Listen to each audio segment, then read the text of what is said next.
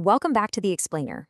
If you've ever scrolled through your social media feeds, chances are you've paused on one of those breathtaking, perfectly pristine images of Bali. It's always painted as this ultimate untouched paradise. But today, we're going to look at the stark reality behind that picture-perfect utopia we constantly see on our screens. We're going to peel back those heavy filters and carefully edited drone shots to uncover what the travel brochures are actively hiding from you. For years now, influencers and travel marketers have absolutely sold us on this highly curated, dreamy expectation. You know the one. It's the quintessential eat, pray, love fantasy. We're promised this tranquil utopia filled with lush, emerald green rice terraces, perfectly empty white sand beaches stretching for miles, and profound spiritual awakenings just waiting at every ancient temple. This is the heavily packaged version of Bali that has completely captured the global imagination, creating a massive influx of travelers all seeking this exact, flawlessly aesthetic experience. Okay, so let's dive into this.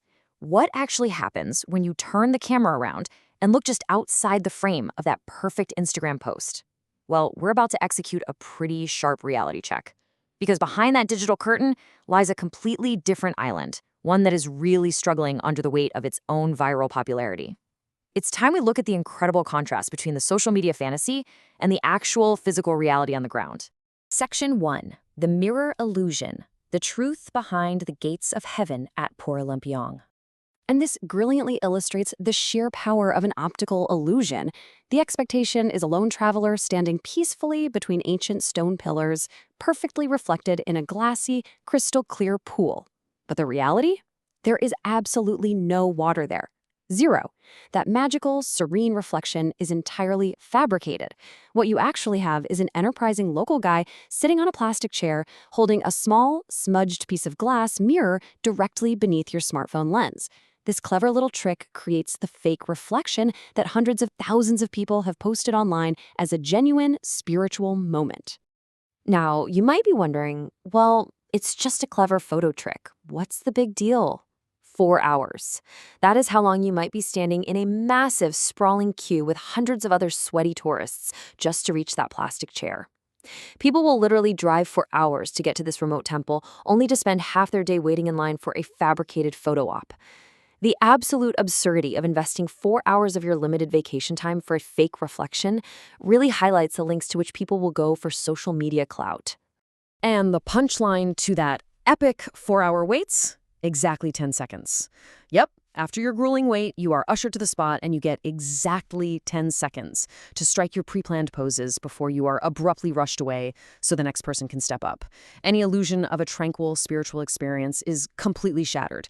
It's not a temple visit anymore. It's a highly efficient, high-stress assembly line for content. Section 2. The Gridlock Nightmare. Surviving Canggu, Seminyak, and Ubud. Now, what's really interesting here is the massive gap between expectation and reality. The expectation is a romanticized, breezy scooter ride through quiet, emerald green rice paddies with the wind blowing through your hair. But the reality is that the local infrastructure simply was not designed for this level of viral fame. Narrow village roads that were originally built for farmers and bicycles are now completely choked by massive SUVs and thousands of tourist scooters. Taking a short 5-kilometer journey down to the beach can easily take you over an hour. You aren't breathing in fresh tropical air, you're breathing in heavy exhaust fumes while dodging aggressive drivers in total gridlock. Section 3. The Plastic Tides. The Environmental Crisis Washing Ashore.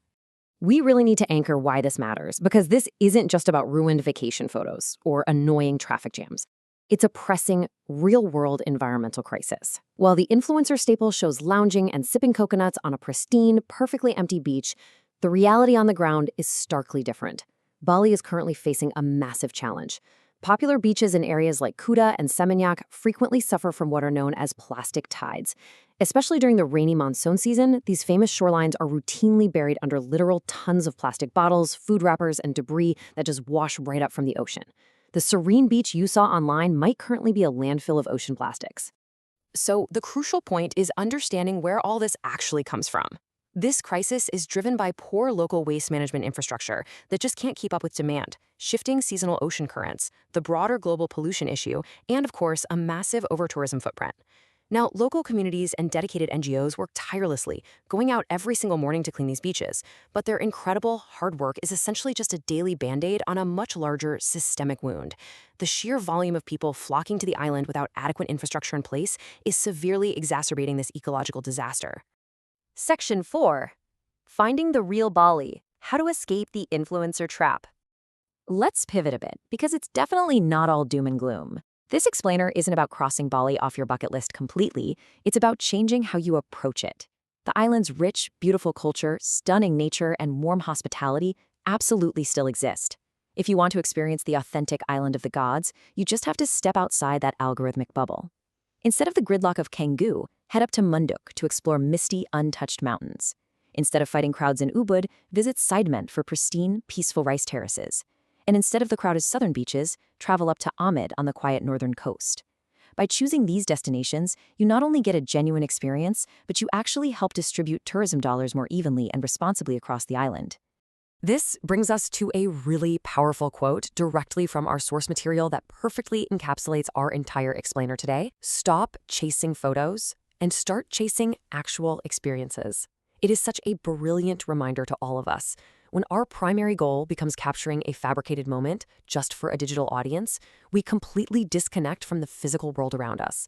We're essentially trading genuine cultural immersion for a 10-second turn holding a piece of smudged mirror. Which leaves us with this final provocative thought to ponder. Are you traveling to see the world or just to show the world you were there?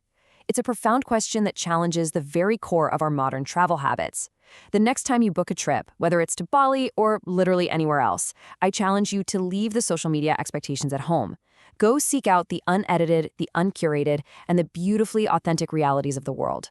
Thank you so much for joining me for this explainer. Stay curious, travel responsibly, and I'll see you next time.